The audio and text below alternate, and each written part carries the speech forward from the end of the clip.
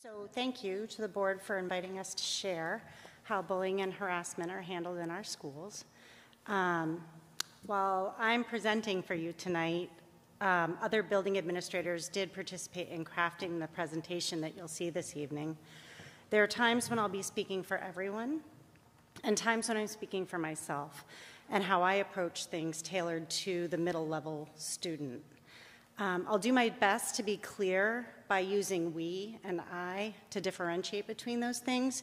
And if you have questions that are specific to another level, I do not claim to understand the kindergartner, so I'll invite my colleagues to respond.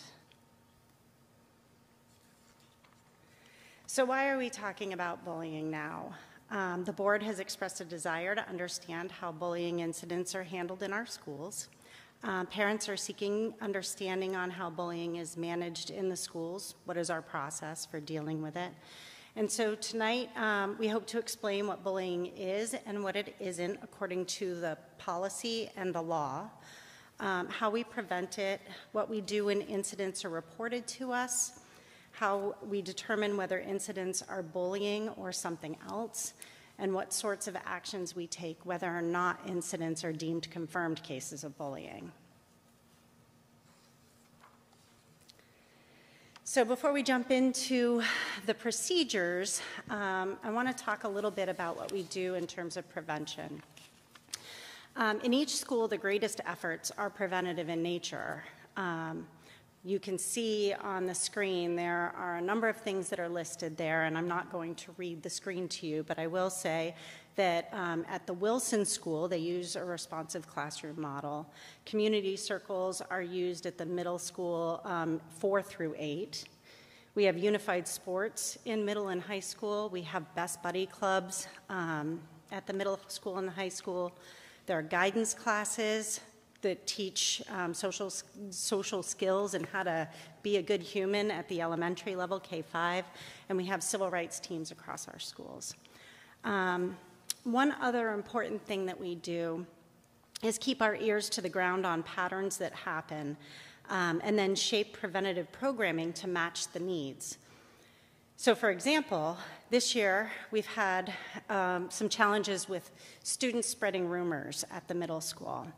I'm going to give you a scenario. I have a couple of scenarios for you this evening that hopefully will paint a picture for you of kind of what things look like. And so the first scenario is 2 students have a conflict with each other. They each talk to their respective friends about that conflict. Their friends start to take sides on the matter and talk amongst themselves about that conflict. The story becomes distorted in the process, like a game of telephone, and students say things that they're not sure of as though they're facts. And all of this results in hurt feelings at the center, the 2 students who it started with. And sometimes it can rise to the level of bullying. So next year we plan to offer guidance lessons specific to rumoring, the damage it can do interpersonally, and how easily it transitions into bullying. So all of these proactive strategies that you see on the screen are designed to promote healthy communities where students feel a sense of belonging, and that's the goal of prevention, is to really create a community and have kids feel like they belong. So what is bullying? Bullying, as defined by our policy, is also reflective of Maine state law. And so the key thing in our policy and in the law is that it can be written, it can be oral, electronic expression, or a physical act or gesture, or any combination of those things that results in students or a person feeling that they have either been physically harmed or their property has been damaged, or they have a reasonable fear of that. So that's sort of category number 1. Category number 2 is that it interferes with a student's rights by creating an intimidating or hostile education environment for that student, or interfering with the student's academic performance or ability to participate and benefit from the services, activities, and privileges provided by the school. So there's sort of two thresholds that we look at. It doesn't have to be both of those. It could be one or the other. And then it can be based on a student's actual or perceived characteristics. This is referring to harassment, bullying related to a person's real or perceived race, color, sex, sexual orientation, gender identity, familial status, religion, ancestry or national origin, or disability. And that is directly from our policy and also reflective of Maine state law. So we investigate bullying and harassment concurrently. If it hits the threshold of harassment, one of these protected groups, then we immediately transition into looking at it through the lens of our harassment policy. If it's not, then we investigate it through the bullying policy. So some things that are important to know: it can happen once, it can be a pattern of behavior, and it often involves an imbalance of power. Some places where we see those imbalances in power are things like an age difference, when a much older student or even a few years older student is picking on a younger student. That gets our radar up. If kids are being iced out by their classmates, I'm taking away my friendship and every one of your friends with me. And now nobody's talking to you. And then if a student has a cognitive difference, those are things we look for. So what about cyberbullying? This is a big one and where we spend a lot of our time now. Cyberbullying is a form of bullying that occurs through the use of technology or other forms of electronic communication, and it adds a layer of complexity to investigations because of its permanence and far-reaching tentacles. So here's scenario number 2. A student takes a picture of a friend when they're doing something silly, goofy, they're just playing around, or maybe it's even a compromising picture, something that they don't want the world to see. The friend posts the picture to Snapchat because pictures disappear after they're viewed on Snapchat, right? A friend of the person who posted the picture thinks it's funny, so they take a screenshot of that picture and send it to their group chat with their friends, which includes 5 people. Those friends think it's funny and share it with their friends, and so on. They can do that because now it's permanent. There was a screenshot of it, so now it's permanent. And after the picture is spread far and wide, the student in the photo happens to receive it, is mortified, and confronts their friend who posted it. That friend apologizes and said, well, the photo isn't there anymore. Sorry, but I did it on Snapchat, right? But that damage is done. Things eventually settle down, and the photo is no longer a topic of discussion among the students, except 2 months later, the photo resurfaces because it's permanent. Whether or not this is cyberbullying is still to be determined, but that damage is done regardless. So some key takeaways that I want to leave you with are that technology really complicates things. Young adolescents, and I'm talking about middle school now, are by nature really impulsive, and they lack long-term planning skills, which are needed when deciding what to say and do on social media. Even adults sometimes are challenged by social media norms. Let's be real about that. And so it's to be expected that young people who are still developing will also be challenged by what's okay and what isn't on social media. I think I lost you. There we go. Okay. And so even when it's not exactly bullying, technology adds this layer of permanence.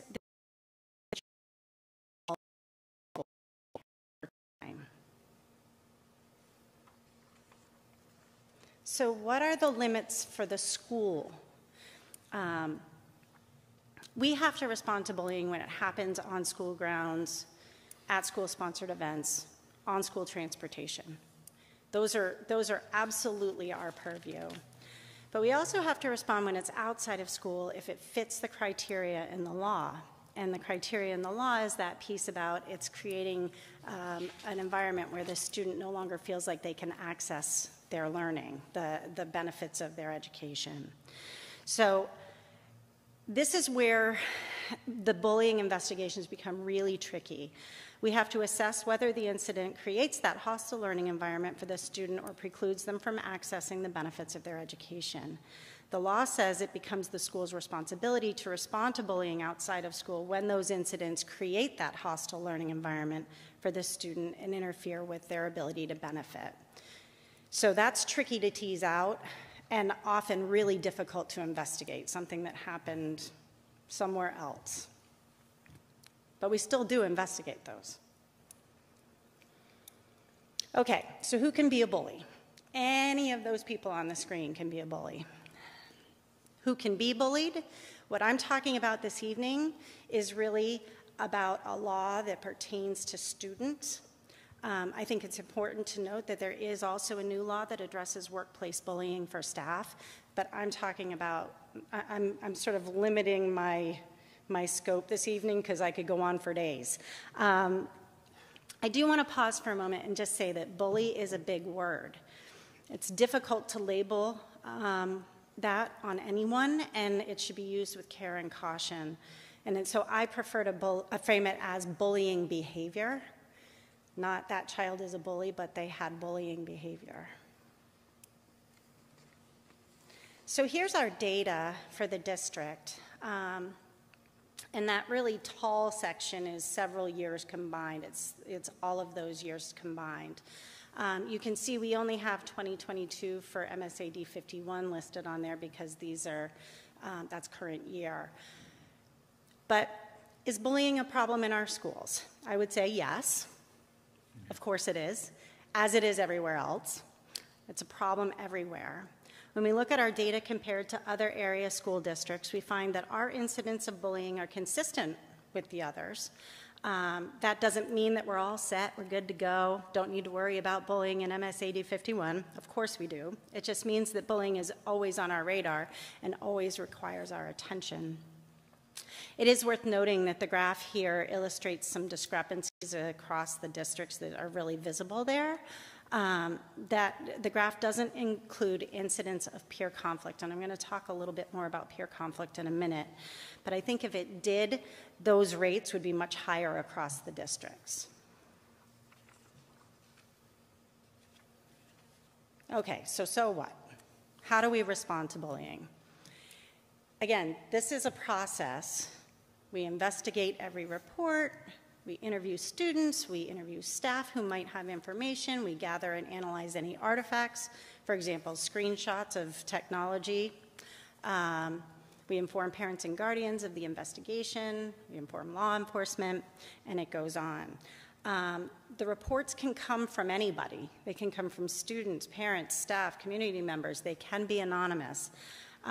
We don't tell students who reported to us.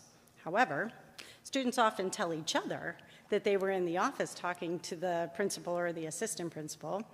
And so we actively discourage that for the purposes of maintaining privacy, but kids are kids, and they do talk. It's a little difficult to control. Our goal in the investigation is to fully understand what happened from all angles. And that's done by piecing together threads from different witnesses to create a story of what happened, a reasonable story. This part is undeniably complicated because different people recall different things. Different people have different motives in sharing what they share. Sometimes students want to be viewed in the most positive way possible. They worry about disappointing you, their families. They worry about their relationships with their friends deteriorating. They worry about consequences. They worry about retaliation for reporting. They worry about us thinking less of them. And sometimes they're really not ready or able to take responsibility for their actions. There are some students who really aren't seeing anything wrong with their behavior. And it's important to note that younger children often don't recall the time frame or timeline of events or details. So it's challenging to piece together facts from incidents at the lower levels. So continuing on with the ways that we respond to bullying, we file a report once all of that process of interviewing is done. On the MSAD 51 bullying form, the investigator has to determine whether the reported incident is a substantiated case of bullying. In other words, did it meet the definition of bullying? Substantiated cases are reported to the state. That's what that graph showed, reported incidents. We do not include student names in that. It's just there was an incident. And parents and guardians are notified of the investigation results. That, for me, usually involves a phone call home and or a letter that explains, here was my investigation, this is the finding, and here's why it's either bullying or not bullying. I think the most important thing to walk away with is that for a case to be substantiated as bullying, or harassment for that matter, it has to meet the criteria stated in the law. So you might be asking yourself, okay, all right, Mari, so those are the procedures for the school, but what really happens, right?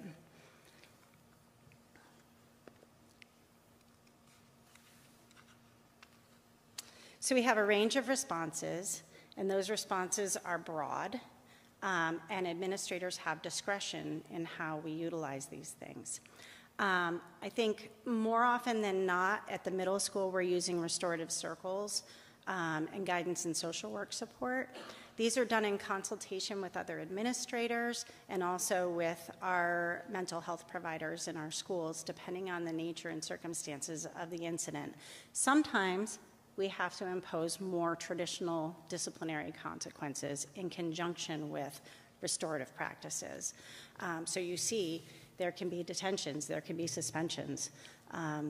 All of those things are on the table, but we always try, when we have to impose more traditional disciplinary measures, we're always trying to match that with support for both the student who is the alleged bully and also the student who's the alleged victim, or students. So what else do we need to know about bullying? Most of it happens during unstructured times or when kids are in large groups. That's a big point. So times might be in the hallways, at lunch, recess, before or after school. At the middle school, why does bullying behavior seem to increase in middle school? Well, if you think about it, they have a lot more unstructured time. They're moving through the hallways independently for the first time. Their parents also allow them to socialize with friends, unsupervised outside of school, with greater frequency than when they were younger. They also have greater access to technology. Most middle schoolers have phones. Many younger students also do, and they also access platforms that are technically not old enough to access them. You know, they lie about their age and have an Instagram account. Also, parents sometimes think they know what their kids are doing online, but sometimes they really don't. And so just a word of caution. I sometimes hear from parents, my child doesn't have social media or a phone, and I'll say, well, that we know of, right? Because even kids who follow their household rules have a friend who has social media sitting right next to them that they can look over their shoulder, or they're at their friend's house. And that's kind of normal. We want kids to have social lives. Some kids also have 2 social media accounts. So they have the one that mom and dad can see, and then they have the one that their friends can see. And stuff happens on the one that their friends can see. So I encourage parents to assume that their children are connected. Another layer is that there are more social opportunities in middle school with a broader array of classmates. They have clubs, they have sports that they can join at the middle level that they might not have had when they were younger. So greater freedom is really developmentally appropriate for middle schoolers. I really want to stress that. We don't need to tighten the reins and clamp down on middle schoolers. It's appropriate for them to have a little bit more freedom. And They're also figuring out how to be healthy, productive, well-adjusted humans. I like the word yet for this. They're not there yet. They're growing, and so our approach needs to be focused on that growth. Think back to when you were in middle school. Were you healthy, productive, well-adjusted humans yet? I certainly was not in middle school. And so all of these things converge to result in a great deal of peer conflict that happens in middle school naturally. But peer conflict, as hurtful as it can be, is not the same thing as bullying. Really hurtful, not underestimating how hurtful it can be, but it's not always bullying. Okay, so bully and victim, they're big words. Labels stay with children. Who they are now is not who they will become. Let's think about it for just a second. Does anybody really want their child to be named a bully or a victim? So families of both parties are understandably invested in their children. Parents of the alleged bully want us to understand that their child is learning and growing and not defined by one incident. Parents of the alleged victim want us to stop the behavior, of course, and often they want us to impose punishment on the alleged bully because their child's been hurt. So parents of the alleged victim often don't really understand how we might conclude that an incident is not bullying, but is rather peer conflict. So it creates this tension through that investigative process and coming to some conclusions. And because of that, because it's impossible to satisfy both parties, I personally choose to view each incident, whether I determine it as a confirmed case of bullying or not, as an opportunity for growth. I choose to focus on what each student needs, and I prioritize that. And I believe my colleagues have a similar mindset and approach, albeit through a different developmental lens. Often how we handle peer conflict, the strategies that we use both proactively and reactively when incidents occur are exactly the same as how we handle bullying. The name is the only thing that's different. So restorative circles, counseling, preventative education for students. Same things, different name. So what is not bullying? Setting boundaries with peers, choosing to end a friendship. This happens all the time in middle school. Middle schoolers are not fully developed humans yet, let's remember that, and they can be less skillful at ending relationships with their peers as an adult would be. So if you layer on technology, what you get is a text message saying, I don't want to be your friend anymore, or worse, blocking somebody on social media and they don't know why you've blocked them, or they blocked you. And so while that certainly hurts, again, it may or may not rise to the level of bullying. It has to meet the definition. Another thing is peer conflict in the absence of a power difference. So peer conflict and disagreements among friends, two students not getting along is not considered bullying. Saying mean things to each other is certainly unkind, but it's also not bullying. So a few key takeaways that I hope you can leave tonight sort of having in the back of your mind. Bullying has to meet a specific legal definition that is articulated in our policy. We prioritize prevention.